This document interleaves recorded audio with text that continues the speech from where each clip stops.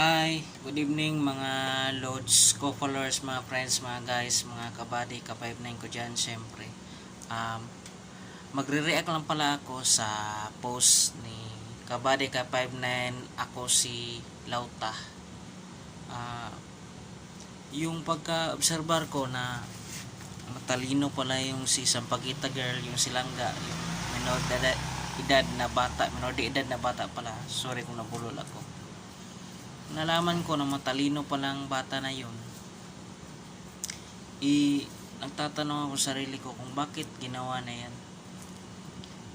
Yang grabing pagpapasaway at pagtitigas ng ulo sa kabady ka-59 namin yung nag-duty sa SM. At saka investigasyon ng Mandaluyong pulis, matalino talaga siya. Sa tingin ko ang bata talaga ay walang GMRC, ganun. Anong ibig sabihin ng GMRC?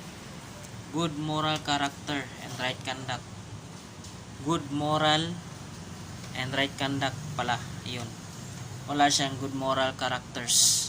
Ganyan na talaga yung mga ngayon, mga millennials, ganyan na pala talaga. Hindi nila inisip na makakasira sila ng kapwa-tao nila, mawawala ng trabaho dahil sa ginagawa niya yan, ginagawa ng bata na yan. Ganyan ba pagpalaki sa magulang niya, yung ganyan? At saka ganyan bang tinuturo ng mga guro ngayon sa kanya? Sayang, matalino pa naman ang bata. Bakit nagawa na yan? Kaya yan lang talagang marireact ko. Talagang wala talaga siyang respeto sa mga nakakatanda. At yan lang mga loads ko, followers, mga friends, mga guys, mga kabady ka-59, syempre. And peace out. Pasensya kung medyo nabulol-bulol ako sa mga sinasabi ko. Basta nireactan ko lang talaga yan.